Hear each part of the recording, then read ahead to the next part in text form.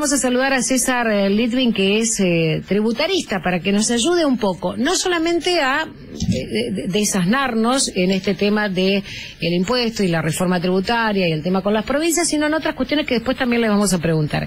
¿Cómo está, César? Buenas tardes. Acá Mariel Dilenarda, Nico Diana, todo el equipo de la tarde de verano en Mitre.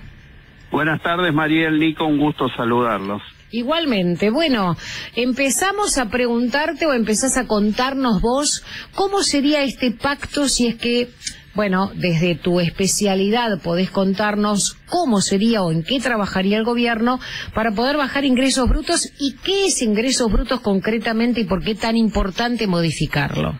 Sí, déjame empezar un poquito para atrás. Dale. El diagnóstico es que la Argentina está desbordada por una alta cantidad de impuestos, entre nación, provincias y municipios, 155 tributos. Esto es un absurdo total. Esto genera una complicación administrativa a las empresas y sobrecostos, y esto es tanta inversiones también cuando la carga tributaria es tan compleja, pero además de compleja es asfixiante, porque la presión fiscal es muy importante y coexisten, se superponen varios impuestos en esta maraña de impuestos vigentes, porque esto forma parte de un federalismo fiscal malentendido donde nación, provincias y municipios tienen potestades para cobrar impuestos. Ahora, el peor de todos los impuestos, el podio, está compuesto con el peor de todos, es un impuesto que recaudan las provincias y se llama ingresos brutos. Es un impuesto de la Edad Media, donde básicamente repotencia en cada una de las etapas que se cobra el impuesto, repotencia en el precio, y esto incide en el bolsillo del consumidor, porque no lo ve pero lo paga al impuesto sobre los ingresos brutos, y que representa un porcentaje muy grande de recaudación, el 4,2% del PBI. Y lo recaudan las provincias, pero con un aditamento muy importante, muy dramático. El 70% de la recaudación de este impuesto es anticipado. Algunos han sufrido una retención, una percepción de la cuenta bancaria que se llama CIRCREP. Bueno, esto es un pago anticipado antes que se produzca el motivo por el cual debería pagarse el impuesto, ¿sí? Entonces, para César, brutos, te hago esta pregunta, perdón, no quiero interrumpirte porque me parece interesante seguir el hilo, pero te tengo que hacer esta pregunta. ¿Ese impuesto del que vos hablás? Ingresos brutos. Claro, no, y el CIRCRED, digo, sí. Cualquiera que nos está escuchando te está diciendo, sí, porque a mí me pasó, digo, estamos hablando de una modificación en las provincias a futuro, pero es algo que en lo cotidiano la gente lo padece. Lo padece y no lo debería padecer, porque las provincias no deberían recaudar a cuenta y con anticipación a que se produzca el hecho imposible, más allá de que en algunos casos automáticamente el banco percibe, o sea, el cliente lo paga, y después hay que hacer un reclamo de que en determinada operación no tiene absolutamente nada que ver con la retención de ese impuesto. Por ejemplo, alguien vendió una propiedad, el banco le percibió el CIRCREP y después hay que salir a reclamar de que esta operación no tiene absolutamente nada que ver con ingresos brutos, ¿no? Entonces, este es el primer impuesto que hay que apuntar, pero tiene un problema, es el impuesto que más recauda para las provincias. Entonces, los gobernadores no van a querer perder esta recaudación, con lo cual me parece que va a haber que hacer algún pacto fiscal, pero un pacto fiscal efectivo, que se cumpla, no como todos los anteriores, donde se determine bien, bueno, qué impuestos pueden llegar a cobrar las provincias y con qué ingresos van a contar, para que analicen un poco qué gastos van a realizar, porque está relacionado el ingreso con el gasto con el ingreso, básicamente. Entiendo que IVA y ganancias también son dos de los impuestos que generan mayor presión tributaria, pero te pregunto, quizá vos como tributarista me digas, no, Mariel, no, chicos, no es por acá. Si tuviéramos que seguir, bueno, primero vamos con, como dijimos recién, ingresos brutos. Después, ¿con qué irías vos? Sí, en el podio voy buscando los que son más distorsivos, los que más daño hacen a la actividad económica. En segundo lugar está el impuesto a las exportaciones, que es un impuesto que se llama retención a las exportaciones, pero es un impuesto a las exportaciones, y es un impuesto que le quita competitividad a nuestros productos en el exterior, porque ninguno de nuestros competidores ni de nuestros vecinos lo tienen. Ejemplo, ni Brasil, ni Uruguay, ni Paraguay, ni Chile tienen un impuesto a las exportaciones. Quiere decir que el que vende el mismo producto de esos países tiene mejor competitividad y rentabilidad que los que tiene la Argentina. Entonces, ese impuesto, que representa casi el 1% del PBI, es un impuesto que tiene que estar apuntado como para eliminar, porque básicamente lo que necesitamos son divisas.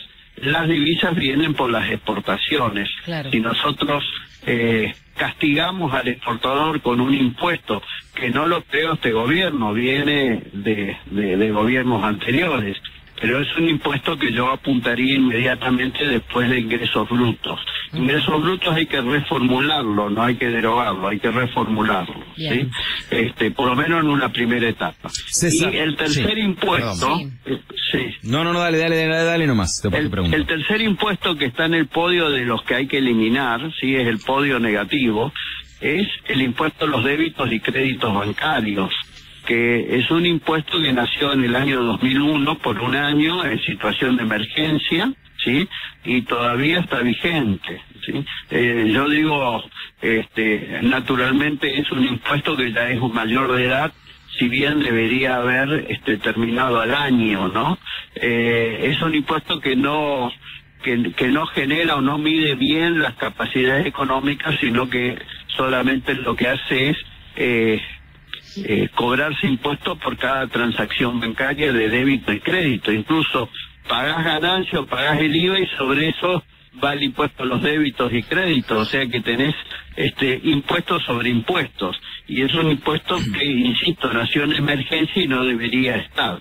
Esos son los primeros tres impuestos que hay que apuntar, pero además, bueno, el podio de tres no me alcanza para seguir diciendo cuáles son los impuestos. Claro. Imagínate que hay 155 y solo 10 recaudan el 92%.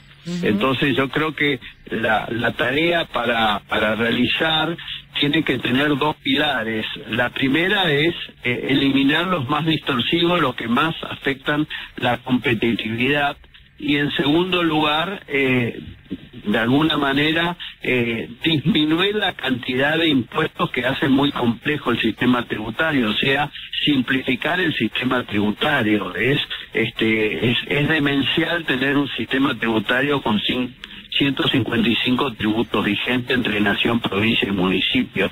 Entonces me parece de que el punto tiene que ir hacia el lado de la simplificación y de la baja de los impuestos que son más distorsivos. ¿Para qué? Porque la pregunta es cómo financiamos esto. Como si queremos bajar impuestos nos quedamos sin recaudación. Yo creo que lo que está haciendo el gobierno es coherente, de decir no podemos bajar impuestos hasta que no tengamos superávit sostenible en el tiempo, y yo comparto eso. Ahora, cuando haya superávit sostenible en el tiempo, porque los gastos son los gastos razonables y no hay despilfarro, por algún lado tenemos que empezar, y tenemos que empezar por los más distorsivos, los que más daño le hacen a la actividad económica. Y yo creo que eliminando los distorsivos y habiendo superávit fiscal en el mediano plazo, sí, va a aumentar la recaudación porque van a venir más inversiones y va a mejorar la actividad económica, claro, pero César, en el mediano plazo. Nico, pregúntale a... Sí, a ver, hay uno de los impuestos que lo pagamos todos, casi todos los días, que es el IVA. ¿Qué hay que hacer con el IVA? Acá, obviamente, es del 21% para el común de la gente, por decirlo de alguna manera. También es un impuesto que en algún momento habría que repensar, rever, que baje un poco, que haya algún otro esquema. Sí, mira, haciendo historia, el IVA nació en el año 75 al 13%. Hoy es el 21%. El IVA técnicamente es un impuesto correcto, ¿sí? Porque va generándose el impuesto en cada una de las etapas y solo sobre el valor agregado de cada etapa. El problema de Argentina es que la alícuota es alta. Entonces, como el IVA es un impuesto al consumo, hace que afecte más a los más necesitados, porque el sacrificio fiscal que hace una persona de bajos recursos de una persona de muy altos recursos paga el mismo IVA por lo que consume, claro, pero le afecta más al bolsillo a uno que a otro. Entonces, me parece que el IVA lo que habría que hacer en la medida en que haya superávit fiscal es ir reduciendo la alícuota, que es muy alta. César, hoy hubo cierta polémica porque en realidad salió por decreto que se prorrogó la vigencia del Fondo Nacional de Turismo, que es un impuesto del 7% a los pasajes aéreos al exterior, y en realidad la prórroga habla de el 2027, ¿no? Entonces claro, decían, bueno, 2027. Claro, hay quienes dicen, bueno, la realidad es que no, bueno, en principio estamos hablando de sacar impuestos, pero se prorroga y por decreto y demás.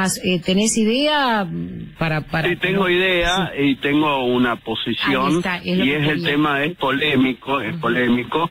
Yo considero de que todo impuesto tiene que ser creado por ley o modificado por ley, no por decreto, ¿sí?